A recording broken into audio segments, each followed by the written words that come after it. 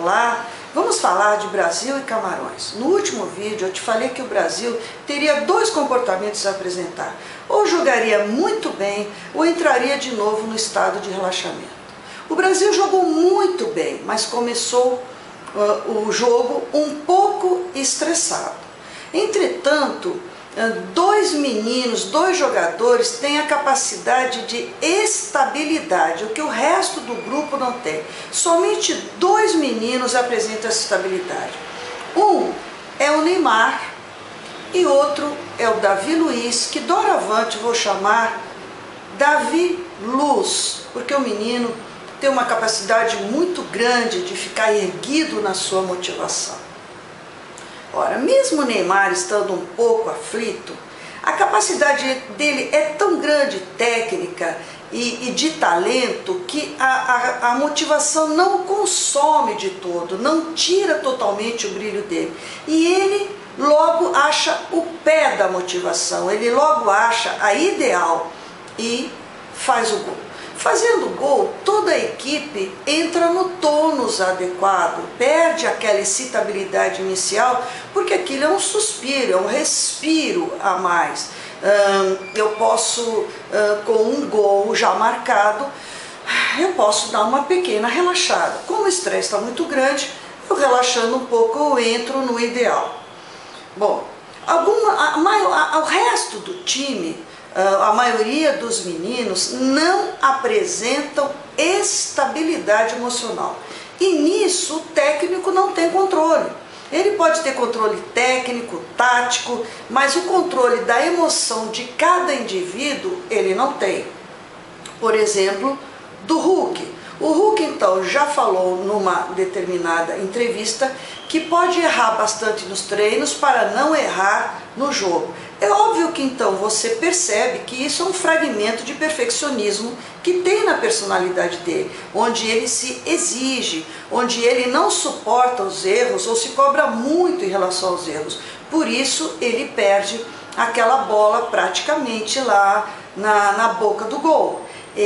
O excesso de preciosismo faz com que ele perca a intuição e ele então dá um passo a mais, perdendo o time da jogada. Então dá para perceber, pelo que ele declarou e por este lance, de que ele tem uma ativação excessiva e podia diminuir. Este do Hulk. A dobradinha Oscar-Willian, isto também é muito interessante, porque dá para a gente falar do banco de reserva.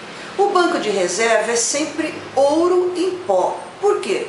Porque os meninos estão lá privados, mortos de vontade de entrar. Por mais que eles digam na entrevista que eles respeitam a opinião do professor e que ele deseja o melhor para o amigo dele, na verdade não é isso que ele pensa. Óbvio, ele está vivo, ele está querendo jogar, ele também tem ânsia de mostrar o futebol dele. Então, essa motivação que fica fomentando dentro de si, quando vem para o campo, ela sai.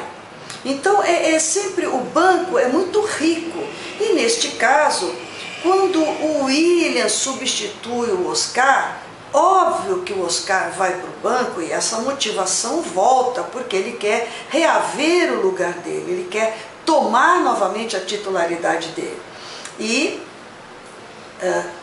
ele vem para o jogo e joga muito bem, porque ele volta para o lugar cativo dele e acaba jogando muito bem, faz um jogão e faz um gol lindo. Ocorre que ele também tem a estabilidade emocional, porque o Felipão mantém ele em campo, porque acha que ele acertou o prumo motivacional, mas como ele já tinha saciado a vontade de estar no banco, como ele já tinha saciado aquela motivação por estar no banco, no outro jogo então, como ele começa já na sua titularidade, o que acontece com ele? Ele cai de produção. E isso me mostra o quê? Que existe uma instabilidade emocional. Novamente, o Felipão não sabe com quem contar, porque ele dá as oportunidades, mas a grande maioria não tem o controle da sua emoção, não tem como eu ficar estabilizado para todas as partidas. Então começa a ser uma dança de emoções. hora tá bem, hora tá mal, hora eu consigo, hora eu não consigo.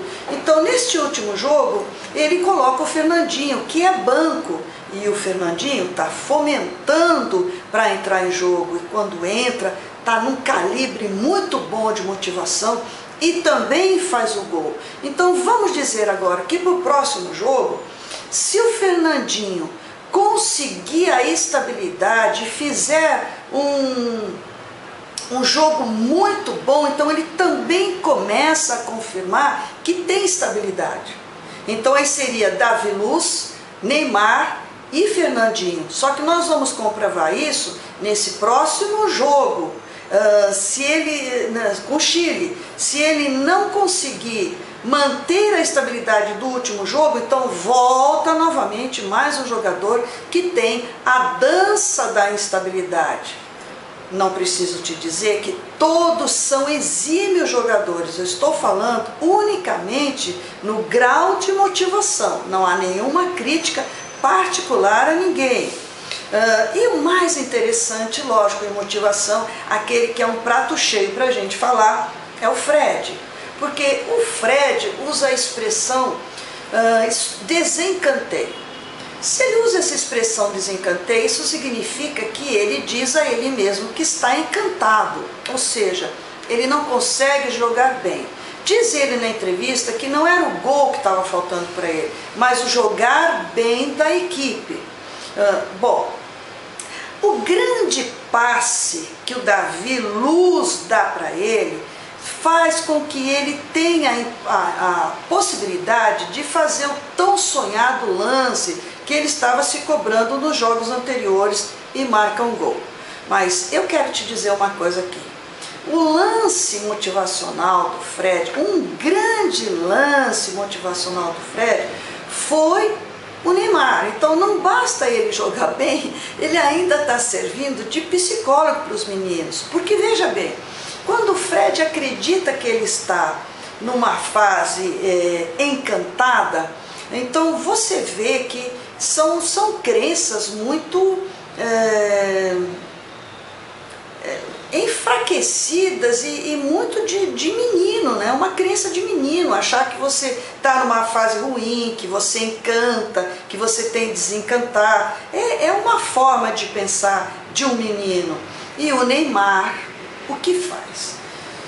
Propõe para o Fred que ele deixe o bigode crescer e diz a ele, olha, deixa o teu bigode crescer, que eu tenho certeza que tu mete um gol no jogo. E o Fred então pega como alento para tirar a mandiga do encantado, ele pega isso como um alento e deixa o bigode crescer. Então, de certa forma, o Neymar desestressa o Fred. Nesse último jogo, o Neymar tem uma qualificação de desestressar os meninos, porque ele tem essas respostas muito prontas, motivacionais. Ele é um cara positivo, um positivo real, um positivo com consciência. E ele passou isto para o Fred. O Fred, depois que faz o gol, ele diz que faz o gol de bigode, que homenageia o pai com isso, e diz então que estava trabalhando a psicologia, que ele estava trabalhando o lado psicológico, e tanto que ele nesse jogo consegue desencantar. E veio o Filipão e disse que não, que ele estava o tempo inteiro ansioso e que ele estava profundamente afoito para fazer o gol, que a bola, ele nem trabalhava direito a bola e ele já chutava. Eu vou ficar com o Filipão. Depois que você faz o gol, é lógico que você justifica um pouco o seu comportamento que não está dando certo. Mas o Felipão está certo, o Fred estava excessivamente nervoso, e praticamente em todos os jogos. Por quê? Ele, apesar dele ter feito nos jogos preliminares um gol, e apesar dele ter cavado da forma dele, mas cavou um pênalti, então ele não estava tão encantado como ele acreditava.